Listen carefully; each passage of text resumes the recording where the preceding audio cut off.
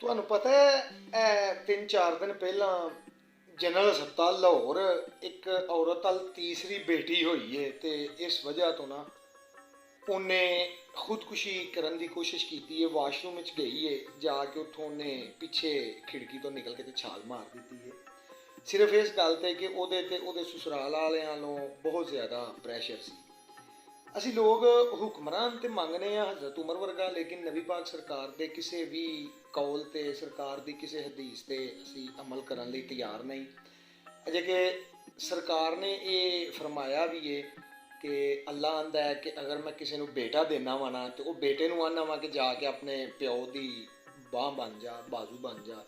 ਅਗਰ ਮੈਂ ਕਿਸੇ ਨੂੰ ਬੇਟੀ ਦੇਣਾ ਵਾ ਨਾ ਤੇ ਉਹਦੀ ਮੈਂ ਆਪ ਬਾਂਹ ਬਣ ਜਾਣਾ ਵਾ। ਸੁਭਾਨ ਅੱਲਾ।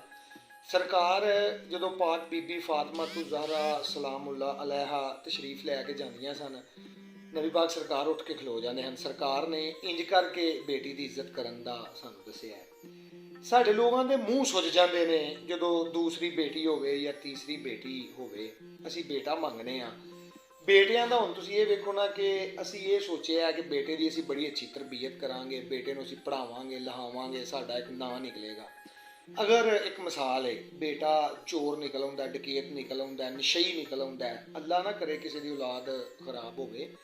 ਅਗਰ ਬੇਟਾ ਪੈਦਾ ਹੋਣ ਤੋਂ ਬਾਅਦ ਅੱਲਾ ਵੱਲੋਂ ਹੀ ਮਜ਼ਦੂਰ ਨਿਕਲ ਆਉਂਦਾ, ਇੱਕ ਮਿਸਾਲ ਹੈ, ਲੱਤਾਂ ਨਹੀਂ ਉਹਦੀਆਂ ਕੰਮ ਕਰਦੀਆਂ, ਜ਼ਹਿਨੀ ਮਜ਼ਦੂਰ ਨਿਕਲ ਆਉਂਦਾ, ਅਸੀਂ ਕੀ ਕਰ ਸਕਦੇ ਹਾਂ? ਸਾਡੇ ਇੱਕ ਦੋਸਤ ਨੇ ਮੰਡਿਆਲੇ ਤੋਂ, ਅਤੀਕ ਭੱਟ ਸਾਹਿਬ, ਅੱਲਾ ਪਾਕ ਉਹਨਾਂ ਨੂੰ ਜ਼ਿੰਦਗੀ ਤੰਦਰੁਸਤੀ ਦੇ, ਉਹਨਾਂ ਨਾਲ 2 ਬੇਟੀਆਂ ਅੱਗੇ ਹੋਈਆਂ, ਤੀਸਰੀ ਬੇਟੀ ਦੁਬਾਰਾ ਉਹਨਾਂ ਨਾਲ ਹੋਈ ਤੇ ਉਹਨਾਂ ਨੇ ਲੋਕਾਂ ਨੂੰ ਇਹ ਗੱਲ ਵਹਾਉਣ ਲਈ ਨਾ ਕਿ ਬੇਟੀਆਂ ਬੋਝ ਨਹੀਂ ਹੁੰਦੀਆਂ, ਅੱਲਾ ਦੀ ਰਹਿਮਤ ਹੁੰਦੀਆਂ ਨੇ, ਉਹਨਾਂ ਨੇ ਤਕਰੀਬਨ ਵਿਆਹ ਜਿੱਡਾ ਫੰਕਸ਼ਨ ਕਰਕੇ ਨਾ ਜੀ, ਤੇ ਤਕਰੀਬਨ ਸਾਰੇ ਪਿੰਡ ਨੂੰ ਬੁਲਾ ਕੇ, ਆਪਣੇ ਤਲਕ ਵਾਲਿਆਂ ਲੋਕਾਂ ਨੂੰ ਬੁਲਾ ਕੇ ਵਿਆਹ ਜਿੱਡਾ ਫੰਕਸ਼ਨ ਕਰਕੇ ਨਾ ਉਹਨਾਂ ਨੇ ਰੋਟੀ ਛੋਟੀ ਖਵਾਈ, ਹਕੀਕਾ ਕੀਤਾ ਬੜੀ ਧੂਮਧਾਮ ਦੇ ਨਾਲ ਉਹਨਾਂ ਨੇ ਦੱਸਿਆ ਕਿ ਬੇਟੀਆਂ ਰਹਿਮਤ ਹੁੰਦੀਆਂ ਨੇ। ਔਰ ਹਕੀਕਤ ਵੀ ਇਹ ਵੇ ਕਿ ਬੇਟੀਆਂ ਬੋਝ ਨਹੀਂ ਹੁੰਦੀਆਂ, ਬੇਟੀਆਂ ਤੇ ਮਾਪਿਓ ਦੀ ਮੰਜੀ ਦੀਆਂ ਵਾਰਸ ਹੁੰਦੀਆਂ ਨੇ ਯਾਰ।